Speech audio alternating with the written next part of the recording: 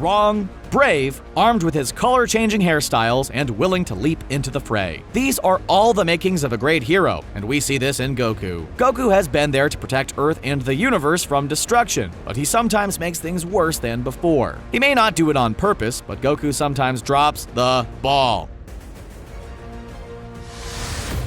Blowing up King Kai. Goku is notorious in the franchise for using really cool moves and finishing techniques when dealing with bad guys. When there's a crisis or the fight is getting down to the wire, you can count on Goku to make a spirit bomb or blast a wave of energy at the enemy. However, blowing up an entire planet for the sake of Earth seems like a stretch, even for superhero standards. During the Cell games, hope seemed to go back and forth as the Z Fighters fought the Cell Juniors, and Gohan went toe-to-toe with Cell. Yes, Goku made his 11-year-old son fight Cell. More on that later, and he was doing a decently good job at giving Cell a Super Saiyan beatdown. But when things started looking very grim for Cell, he decides to make himself explode, taking the planet with him. What a sore loser. It was at this point where people started to lose hope, but not Goku. He made the decision to sacrifice his life so he could teleport Cell away. Sounds like a good idea, right? It does until you think about where he took Cell. Right before he explodes, he teleports Cell to King Kai's planet. And you guessed it, kills everyone there in the wave of Cell's explosion.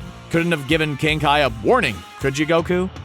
Could have killed Majin Buu. Goku is a walking, talking tank. We know that. He also gets written a lot to have circumstances tipped in his favor. He's the main character, we've accepted that, but it gets really tiresome when he doesn't remember that he himself is a tank that can stop the bad guys before the situation escalates. He's done this multiple times, but the most drastic time it's happened is with the conflicts involving Majin Buu. Majin Buu is an entity summoned by the evil wizard Babidi, who was known as a major destroyer. The heroes were very much trying to stop the summoning of Buu, but it wasn't enough. Buu returned. After a few attempts, they started to think he was unstoppable. Even a max-power Vegeta sacrificing himself wasn't able to destroy Buu, making his death all for nothing. Goku eventually got another shot at Buu, and when he did, he came to him as a Super Saiyan 3. He very much had the strength to destroy Buu then, but held off, saying there was another warrior stronger than him. That warrior was Gotenks, the fusion between his son Goten and Vegeta's son Trunks. So, yes, Goku was stalling to let his offspring fight his battles, a battle that cost the Earth being destroyed, but more on that later.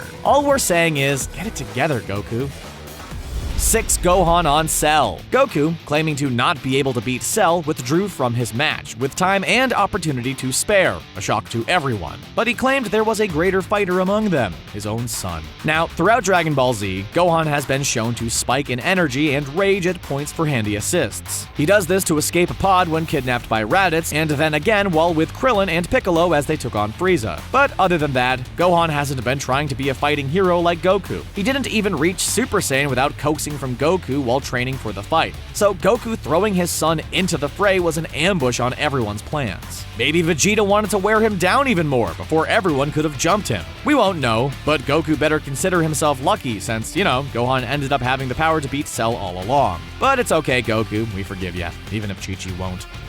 The Captain Ginyu Effect. During the adventures on planet Namek, Frieza was raining havoc over the Namekians via his own power, the power of his army, and the power of his top elite fighting squad, aka the Ginyu Force. It was a 5-piece squad that was able to strike fear into the hearts of many across the universe, but not after they strike to pose. Their leader was the purple-bodied and horn-headed Captain Ginyu, who possessed a unique ability to change bodies with someone. This caused a horrible situation for Krillin, Gohan, and Goku, who is now in Captain Ginyu's body. For a little bit of the fight, Ginyu was loving the effects of changing into a Saiyan. He was easily able to handle the 3 fighters until they got their heads in the game, and were able to time Ginyu's next change so Goku could get his body back. Ginyu spends many years after that as a frog until his return in Super. So it's not technically Goku, but it still counts. This isn't the only example either, but more on that later.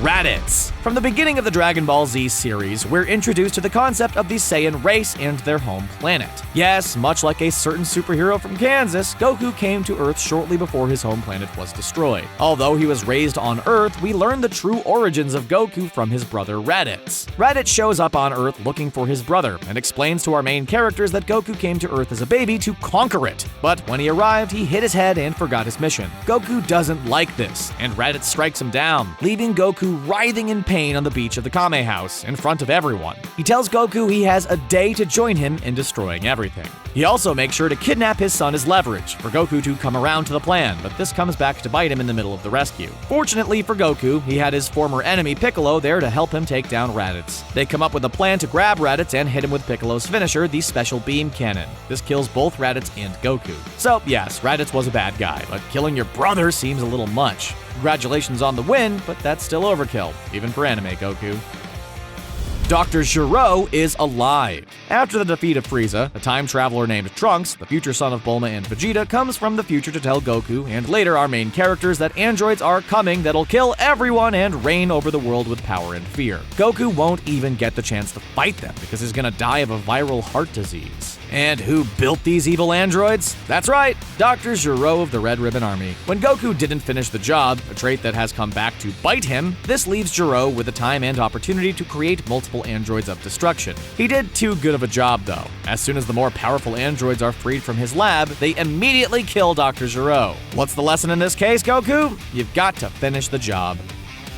Not a family man. From the day he was born and sent to Earth, fighting and saving the universe or fading from existence with the Eternal Dragon, Goku isn't one for normal life sensibilities. Ever since we've met the guy, he's been exploring the world and making new friends with a childlike sense of wonder, even as a grown man. This is fun and whimsical for us, but not for his wife, Chi-Chi. Daughter of the Ox King, Goku and Chi-Chi met back in Dragon Ball. As children, Goku made the promise to marry her, a promise he follows through with. They eventually have 2 children together, Gohan and Goten. But Goku never really listens to Chi-Chi that often in terms of domestic life. He constantly leaves to go train without doing normal husband things. He uses Gohan in battles instead of keeping him in school for his studies. Even as heroic as sacrificing yourself for the greater good is, he also kinda leaves Chi-Chi hanging while they recover the Dragon Balls to wish Goku back. And this has happened every time he's died. Chi-Chi is just by herself, raising children, all without the husband whose hair changes color. We're not saying all of these things Goku does for the world aren't important, but come on.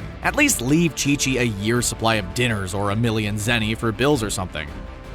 Goku Black. In another universe, a future Supreme Kai named Zamasu wishes on the Super Dragon Balls to switch bodies with Goku, and then proceeds to murder him and his family. Already ruthless from the start, this poser running around in Goku's body starts causing mass havoc and murder throughout the galaxy. Although this example is compared to the Ginyu conflict, it leaves us with Zamasu beginning to take on Goku's personality traits. So now we're getting a Goku-like villainous persona. Eventually, this brings him in conflict with future Trunks. Goku Black arrives when Trunks is getting ready to leave and destroys Bulma and the hideout they use. Fortunately, when Trunks leaves, he heads to the time when the real Goku is alive, well and ready to beat up a fake version of himself. Spoiler alert, he does, and Goku Black's erased. Let's Cell Heal. It's no secret that Goku's background archetype when it comes to the series is a traditional martial arts warrior. He had a sense of warrior's code with this way of life and wants a fair fight with enemies. Unfortunately, he follows this code so strictly that he applied this to enemies who are going to blow up his planet, like Cell. We've already talked about Cell in this list when it comes to Goku, and why wouldn't we? He's one of his strongest enemies and one of the most frightening threats to the Earth that the heroes faced. During the Cell games, after racing him on his own, Goku came to the conclusion that he couldn't beat him. So he sends Gohan after him. But instead of letting Gohan attack Cell while he was already tired and worn down, he gives Cell a Senzu Bean. Senzu Beans are basically a hospital in a bean, putting a fighter back to maximum health. We can't even call this a bad guy moment. This was just straight up stupid, Goku. You can't keep giving evil people a fair shot. It's not how you get the job done.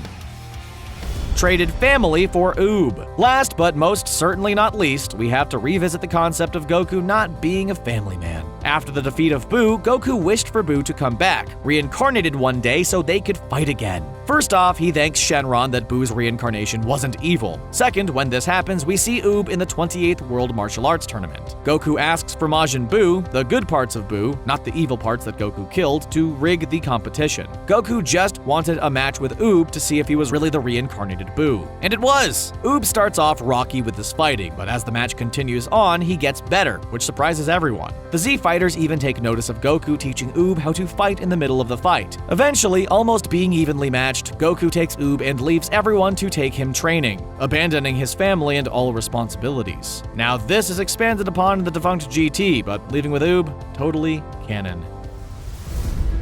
Hey, sometimes Goku can be a dummy in these situations, but we still love him. Do you think Goku could be a cool supervillain? What's your favorite time he did something bad? Let us know in the comments section below, and don't forget to subscribe to CBR for more anime content. Thanks for watching.